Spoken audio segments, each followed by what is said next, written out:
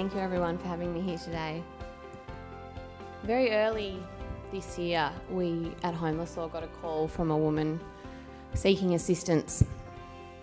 She was in the park with her son and her cat and an overnight bag. She'd fallen behind in her rent after her relationship broke down. She'd been through the VCAT process and the locks on her house had been changed.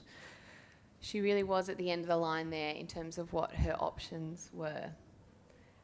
It's this hardship and this crisis that the Women's Homelessness Prevention Project has been set up to avoid. As the name of the project indicates, we aim to prevent women and kids slipping into homelessness, and we're doing it through a combination of legal services and social work support. So as lawyers, we see that early access to free legal advice and representation has a significant role to play in preventing people slipping into homelessness, but we know that alone it isn't enough. Legal issues don't exist in a vacuum, and for our clients, unless you're addressing the factors that are pushing our women to the brink of homelessness, then their situation will remain precarious and the risk of homelessness will never be far enough away. The statistics behind the project are probably well known to many of you in the room, but just in case, we've got 105,000 people in Australia who are experiencing homelessness, and 45% of them are women. 18,000 of them are children under 12, and family violence is now the single biggest cause of homelessness in the country. We also know that women can be less visible in their experience of homelessness than men because they're less likely to sleep rough and they're more likely to couch surf or stay in their cars with their kids. And we know that once women enter into homelessness, once they lose their footing in their housing, it can be really hard to get it back, and it can lead to a cycle in and out of homelessness. So with all of this in mind, we designed the Women's Homelessness Prevention Project.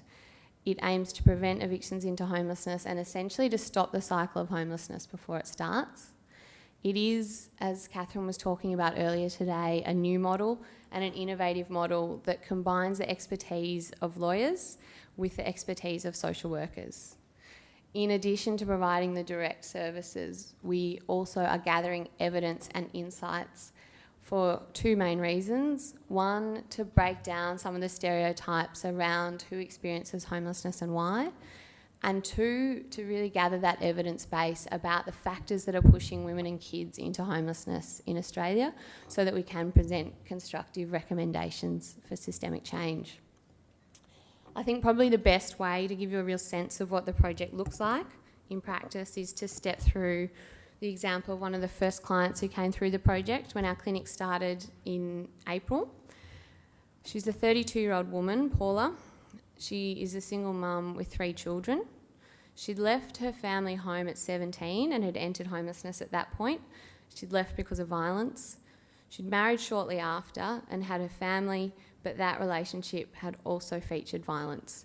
And she now found herself as a single mum with 3 kids entering the private rental market for the first time after leaving that family home.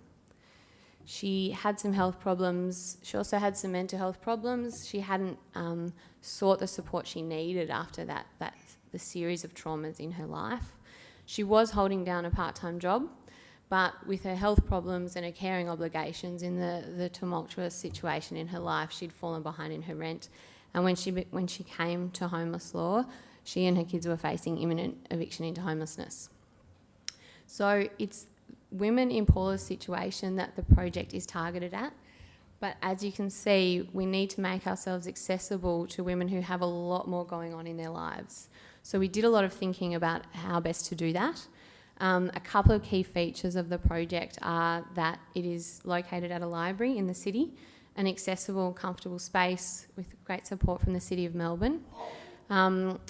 There's a children's librarian there, so women can bring their kids, and we know from our work that caring obligations are one of the big barriers that women face in getting to appointments. The kids will always be the priority.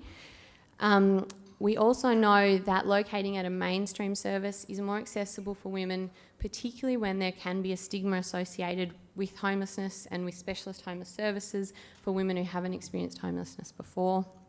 And we also know that women or our clients don't always identify the issues they're facing as legal problems or as issues that would benefit from legal assistance. So they might see it as a relationship issue, as a money issue, but not as a legal issue. So we need to have really close relationships with services on the front line who can spot the legal issues and link women in with our service at the earliest point possible. That's the model that we've set up, and we're really pleased to report that after just over 6 months of operation, we are having the success that we hoped we would have.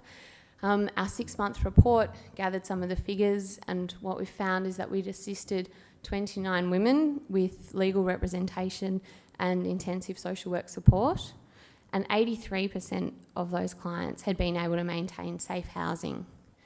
5 women weren't able to sustain their housing, but through legal representation, the eviction was able to be postponed.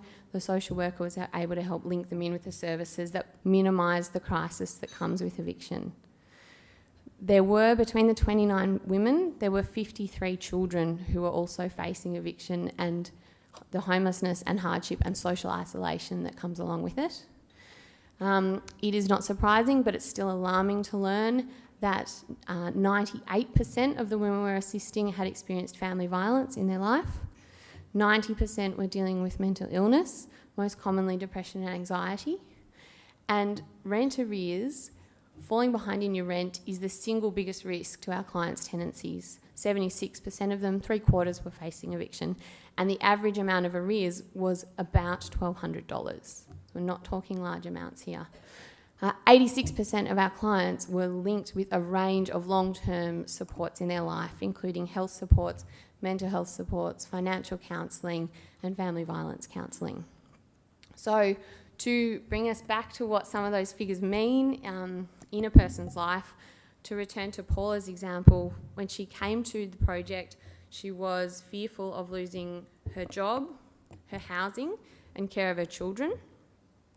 What we were able to do through the project was link her in with our project social worker who accessed brokerage that could be contributed toward the arrears, who linked her in with a financial counsellor and allowed her to access a mental health care plan.